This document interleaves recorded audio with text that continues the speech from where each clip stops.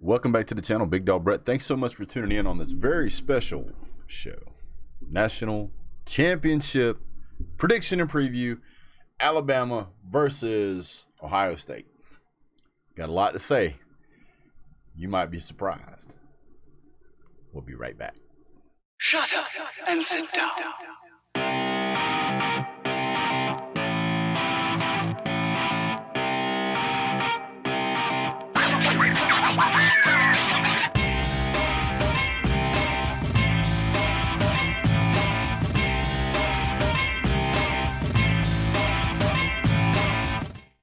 Okay, guys, welcome back. First and foremost, don't forget to hit like and subscribe and share. Trying to get to 4,000 subscribers by the end of the season. Picked up a bunch of people here in the last month. Really hoping to get to that 4,000 mark before we wrap up the season here. And with your guys' help, we can do it. Only if you subscribe, only if you share. So, all right, you guys can see we changed up the studio a little bit. I kind of wanted to mix things up a little bit. Got a new camera, so kind of digging the new layout. Man, there is so much to go into right here real quick. Let's just jump right into it. A lot of people have been asking me, who do I think is going to win the national championship? Who am I picking? What's the score going to be? What's the over/under? What's the point spread? My goodness, there are so many caveats and facets to this game. Facets and caveats. There we go. On one hand, you have Alabama, who has a traditional record of being a national championship contender. On the other hand, you have a high-powered offense from Ohio State, fueled by probably the best quarterback they've ever seen at Ohio State. So they're very confident in that guy. A lot of people are saying Alabama has played more games, and so they're going to be a little more in rhythm. Other people are saying, yeah, Ohio State played fewer games, but that means they're fresher. What is my take? Man, I think it really comes down to the weapons that you have on each side of the ball. Alabama has a ton of weapons. Ohio State has some weapons, but they don't have as many. And Ohio State fan, before you start in on me about how I don't like Ohio State, listen, I have a lot more reason to dislike Alabama than I do Ohio State. Even though I'm an SEC homer, I got to be honest with you. There's a ton of weapons on Alabama's offense. And I can just look at the Heisman Trophy candidacy race and say they had Mac Jones. They had the Heisman Trophy winner Devontae Smith. And they had another guy that a lot of people feel like should have been up there, which was Najee Harris. Guys, let me put it to you like this. So let's actually go through the weapons on each team and compare them to each other and see what we come up with. I'm going to be brutal on both sides, so it just is what it is. You know. Mac Jones has 4,000 yards passing. Justin Fields has 1,900. Justin Fields' completion percentage is 73.4. Mac Jones' completion percentage is 77. Both are phenomenal. Justin Fields has 21 touchdowns. Mac Jones has 36. Justin Fields has 6 interceptions. Mac Jones has 4. Mac Jones has been sacked 11 times. Justin Fields has been sacked 20. Average pass, 11.3 for Mac Jones, 9.9 for Justin Fields. Long pass for Justin Fields, 65. Long pass for Jones, 90. Guys, there is really no comparison here at the quarterback role. You could make the argument that, hey, Justin Fields has played in less games, so he doesn't have as many yards. I understand that, but you can't dispute the percentage mark. 77% over more games is much more difficult to do than a 73 at 3 or 4 lesser games. Average yards, it's harder to do with more games. A 90-yard long, you could say maybe you pick that up in a game somewhere. Maybe that's, because it's just one pass. I can understand that argument. But the 36 touchdowns to 4 interceptions with more games played is better than 21-6. 6 interceptions with less games played is just not a great number. I'm sorry, guys. It's just not. Now, let's talk about one of the shining the shining gems kind of over at Ohio State, Trey Sermon. Probably one of the best running backs in all of college football this year. At 115 attempts, he's at 868 yards for 7.5 average a carry with a 65 yard rip. That is outstanding. I'm going to flip the coin here, and we're going to look at the star running back at Alabama, Najee Harris. Najee Harris has almost identically double, or almost exactly, I should say, almost exactly the double of the rushing yards attempts. He's at 229. One more would have been double. He's at 1,387 yards, and he's only at 6.1 yards per carry. So not as good as Trey Sermon. And Alabama has struggled with running. Stopping the run. Ole Miss did a pretty good job. Florida, not so much, but I mean, still, Florida did a really good job. Najee Harris and Trey Sermon. Najee Harris as long as 53, Trey Sermon's 65. But this next stat is the big difference between these two guys, and it says a lot about how these teams play. Trey Sermon's has rushed for 4 touchdowns. Najee Harris has rushed for 24. That's correct, 24. 20 more rushing touchdowns than Trey Sermon. Not to say Trey Sermon can't get the job done, but this is an indication that Ohio State is not big on running the ball for touchdowns. Rushing touchdown total for Ohio State, 17. Rushing touchdowns for Alabama, 35. Guys, that's a ton. Both teams have pretty good backup rushers. At Master Teague III, this guy's averaging about 5 yards a carry. Brian Robertson Jr. for Alabama, he's averaging about 5 yards a carry. I'm going to go ahead and point out, though, that Master Teague has 6 rushing touchdowns, more than Trey Sermon on Ohio State. And Brian Robertson Jr. also has 6 rushing touchdowns. So the backups, what you call Plan B guys, they have more rushing touchdowns than the star running back Trey Sermon. That tells me that when Ohio State gets into close to the red zone, they probably want to pass more. So let's jump over and talk about the receiving. And I know there's going to be some push from the Alabama fans that say, "What about Jace McClellan?" Jace McClellan, 23 attempts, 245 yards, 10.7 yards per carry, an 80-yard long rip, and a 2-touchdown rushing return for him. And then you're going to see the Ohio State guys going to say, yeah, well, we got Jamison Williams. He's got 8 receptions. Totally misread that one. My bad, guys. Justin Fields, he's averaging 4.2, and he's got 75 attempts at 316 yards for 5 rushing touchdowns. So they rush with that. I'm going to tell you guys, if you try to – you guys hopefully Ohio State fans, you guys learned your lesson. You do not want your star playing quarterback trying to rush down the field because he might get disintegrated. If I was an Ohio State fan, I would be like, look, we really don't need to rush him any more than let the guy throw he can throw. You don't want a quarterback who's throwing for 73% to be running a whole lot. I understand the dual threat aspect, but you got to be careful.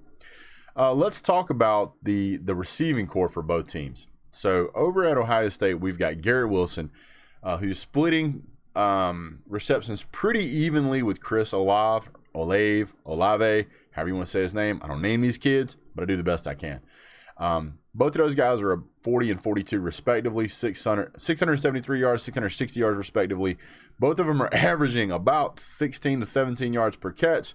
Both of them have about 6 touchdowns apiece, 5 and 7, averaging 6. Then it really falls off, guys. Jamison Williams, 8 receptions, 140 yards, a 500-yard drop. He's averaging 17.5. This is another wide receiver. And then they start going to their tight end, Jeremy Ruckert, 12 receptions, 115 yards. And then Trey Sermon gets a fair amount of receptions, or 12 for 95 yards. That's really it. Garrett Wilson and Chris Olave are the 2 star receivers here on this team. And I got to be honest with you, that is not going to pair up well with Alabama's receiving core. Alabama's receiving core absolutely blows this out of the water. You got 2 guys here at 40 for Ohio State. You've got 1, 2, 3, 4, 5, 6 receivers on Alabama that have all received at least 20 passes or more. You've got Devontae Smith at 105. You've got John Mechie at 47. You've got Najee Harris, a running back, at 36. You've got Miller Forrestall at 23. Slate Bolden at 21. And then the gentleman who may return, Jalen Waddle, at 25 receptions. And pretty much every one of these is about at a 15-yard or better average. Jaleel Billingsley, this tight end, 16 receptions, 260 yards. This guy's an absolute monster. Averages 16.3.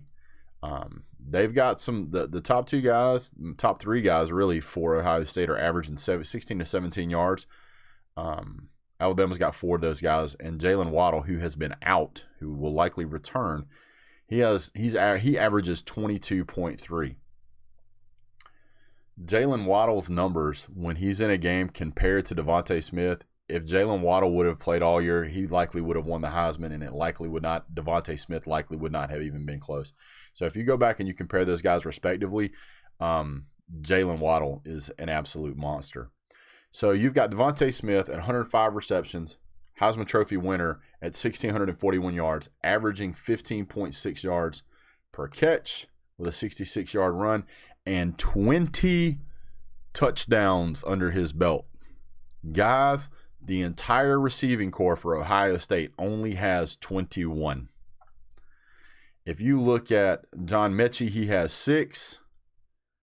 That is nearly as good as their number 1 receiving guy for touchdowns, which is Chris Olave at 7. Nobody else on the team even has 6.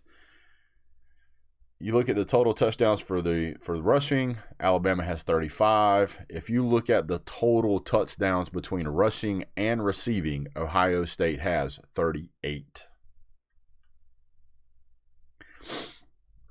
There is literally a 3-touchdown difference between a 1 touchdown difference between the receiving corps and the total number of touchdowns for Ohio State, and there's only 3 between the rushing corps and the total for Ohio State.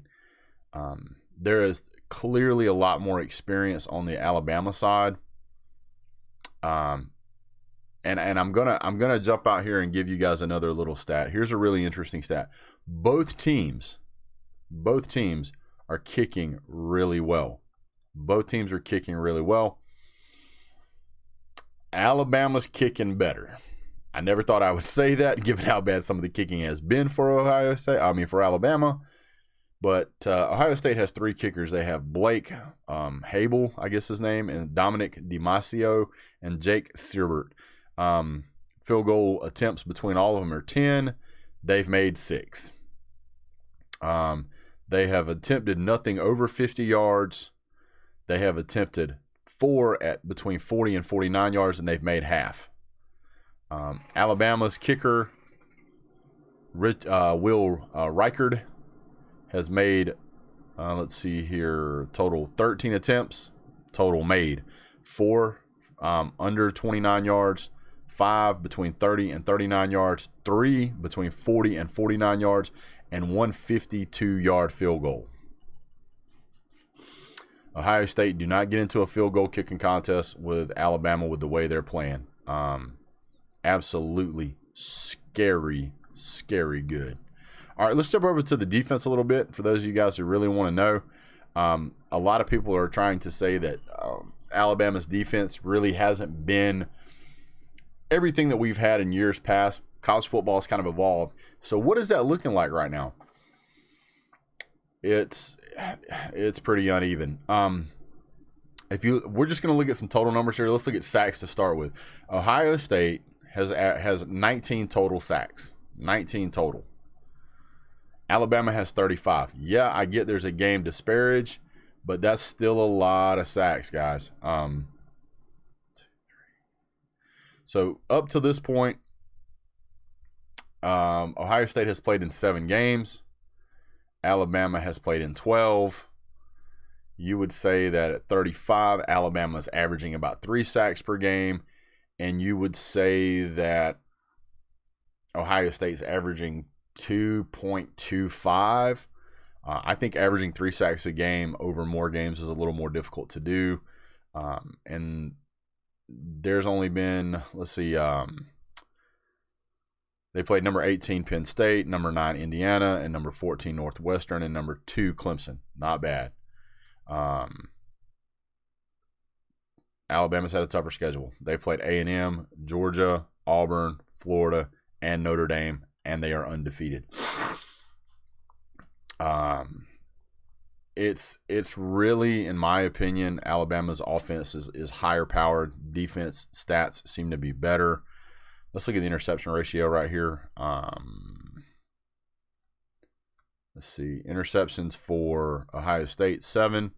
Alabama, 12. So both of them are averaging about 1 per game. So that's really not too bad. Those line up kind of evenly. The next thing I really want to kind of look at is kind of the overall points for, points against. Games where they had a really good showing on offense and really good showing on defense. I'm going to run through the scores here for Alabama, and then I'm going to go do it for Ohio State. Ohio State had kind of an off game with Northwestern where they only scored 22. Other than that, they've scored at least 38 in every game. Alabama has scored at least 38 in every game no matter what. If you take that 38 out, they've scored at least 41 in every game. If you look at what they've held opponents to, the most scored against in Ohio State was 35. The most scored against Alabama was a 48 at Ole Miss and a 46 against Florida. Florida also had kind of a trash touchdown there at the end, but the 46 was pretty unusual. The games before that, 3 points, 17, 13, 3, shutout at Mississippi State, 17. Their offense has been pretty consistent. Ohio State has not had the opportunity to shut anybody out. Northwestern got 10. Michigan State, which is a horrible team this year, they got 12. Nebraska, which is a horrible team, got 17. And then everything after that is at least 25 or higher in points. Let's see. 1, 2. There's only been 2 games the entire season that any team has scored 25 points or more against Alabama. This right here, guys, is pretty crazy. Point out some other facts for you. I haven't seen a game yet where Justin Fields has thrown over 400 yards. I haven't seen it. He's only had one game where he threw for more than 350. 1, 2, 3, 4, 5, 6. Mac Jones has had 6 games where he's got 350 or more. He's had 1, 2, 3, 4 games where he has gotten over 400 yards in passing. And one game where he got 435. Guys, this is a game where when you look at the schedules, you go, yeah, both teams undefeated. Oh, Ohio State did a really good job against Clemson, understand. But when you look at how bad the game between Alabama and Notre Dame was, that game looks different on paper. You say they only scored 31 against Notre Dame. If you actually go back and look, once Alabama figured out they were going to win that game, they just ground clock. That's all they did is they ground clock. Very, very similar to kind of what happened at the end of the Clemson game, if I remember correctly. But if you go back and you look at how bad Clemson absolutely just trounced Notre Dame, it's pretty obvious what happened there. My opinion, looking at all the stats, there's great players on both teams. Both teams are really going to have to come to play. But I would be remiss if I didn't say that Alabama, sitting there with 3 Heisman Trophy candidates, in my opinion, in their mix, I think it's going to be too much for Ohio State to handle. This is by far going to be the most high-powered offense they've seen. This is by far going to be the best running backs they've seen. Najee Harris is way better than Travis Etienne. Sorry, Travis. I like you, dude, but Najee Harris is crazy good. If you look at the receiving core, especially if Waddle's in the mix, I would not be surprised if this game gets out of hand. A couple of turnovers can change everything. Alabama doesn't give a whole lot of turnovers up. Neither does Ohio State. But Justin Fields, seemingly when he gets into bigger games, he struggles. He had a great game against Clemson, played out of his mind. Happy for him to see him do that. But that was not the case last year when they played Clemson. I'm very, very curious as to how he's going to be able to handle the pressure of this being his first national championship game. And I believe it's going to be the first for pretty much everybody on the Ohio State team. For Alabama, this seems to be old hat. They're there almost every other year, and sometimes consecutive years. So this is something they're kind of used to at Alabama. I can absolutely see that there's going to be a lot of people who's going to have a problem with my prediction, and I'm sorry, guys. Just looking at what I see on paper, I think there's way too many weapons. It's impossible to cover them all. The moment that you double team Mechie or you double team Devontae, or if you try to double team, if Waddle's out there, if you try to double team him, you've got you've got Najee Harris standing in the backfield. Guys, this is not going to be an easy team to defend against. I also believe that Alabama's got a lot better players on defense than what Clemson had. So they're going to rush Justin Fields constantly. They're going to put him under pressure. They're going to try to make him beat him with his arm. Yeah, he's going to rush, but I think Alabama's linebackers can handle it. I think he's going to struggle a little bit. I just really think that's going to be the case. Do I think that Alabama's going to shut him out? Absolutely not. Ohio State's still going to get some points. They are going to go times where they make deep strikes downfield. There's going to be times when they make some really great plays and things are going to look really good. But I also believe there's going to get times when they're going to go 3 and out. Yeah. I mean, I don't know what to tell you. I saw a stat that was really interesting. Alabama has more touchdowns than they have punts. I mean, think about that. That is an insane number, dude. Let me double check that. Because I want to make sure I'm telling the truth on that. Somebody will be like, no. Let's see here. You know what? There is another set of stats here I can look at. Where's that? Let me look at team stats. That'll tell me what I need to know. That will tell me what I need to know. Okay. Points per game, 43 for Ohio State, 48 for Alabama. First downs, ain't even close. Alabama's got almost double. Offense, return, kicking. Punt, Ohio State. Actually, Ohio State's got 25. Looks like 25 punts. What does Alabama have? Maybe I was looking at the wrong stat earlier. Punt total, 18 punts total all season. Oh, my goodness. That's a pretty good stat for both teams. So, yeah. Kicking, 25.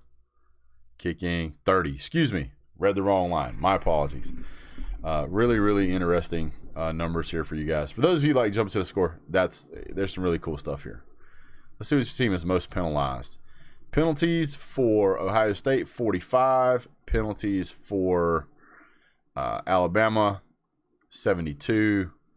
406 total yards to 581. Wow. Average per game in yards, 48. Average per game, 58. Now, see, I wouldn't have guessed that. Ohio State loses more yards per game on average than Alabama does due to penalties. All right, well, we could jump into all those things if you want to, but here's really what it boils down to. I think there's way too many weapons on Alabama's offense. I feel like Ohio State's still going to get points. I just feel like Alabama's just got way too many weapons on both offense and defense, and I feel like they're deeper in the talent field. Does that mean they can't be outcoached? No. But the over and under to this game is 75, which I think is way too low. Also, I think that the point spread in this game is only, I think last time I checked it was 8 for Alabama. I think that number's too low. Not saying Alabama is going to win this game and walk away with it, but I can certainly see where Ohio State makes a couple of mistakes and Alabama punishes them for it. That can very quickly turn this into a 14-point game or even a 10-point game because Alabama has an incredible kicker. So with the points over under being 75, spreads 8 from 75, makes it 68. That means they want the score to be, 68, cut that in half. That would be 34 for Ohio State, 42 for Alabama.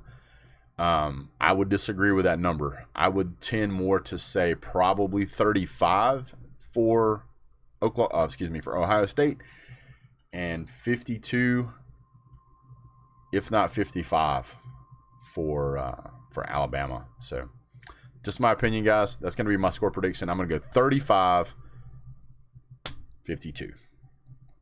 Sorry, guys. It just kind of is what it is. So, don't forget to hit like, subscribe. Don't forget to leave a comment below, especially down below. Put in your prediction of what you think the game's going to be, and we'll see who's closest here. We're going to do a follow-up game after the end of the year. By the way, if you've made it this far in the video, thank you so much. Again, don't forget to like, subscribe, share. Sensei, your mom and him. Here's what we're going to do as the season winds down. We're going to grade every team on their expectations and where they ended up. We're going to grade coaches, hirings, movements, who's got what job coming up, and we're going to talk about the recruiting classes coming in and anybody that gets decommitted or recommitted or uncommitted or just committed. We're going to see about all those things. We're going to talk about great coaching plays of the season. We're going to talk about which players did overperformed, dark horses that come out of nowhere and won the starting job. We're going to go through all those things. So don't forget to hit like, subscribe, share. I think it's like the 10th time I've said that. It's kind of a habit. But stick around. We're going to do more. You guys have a great day. God bless. Go Dogs.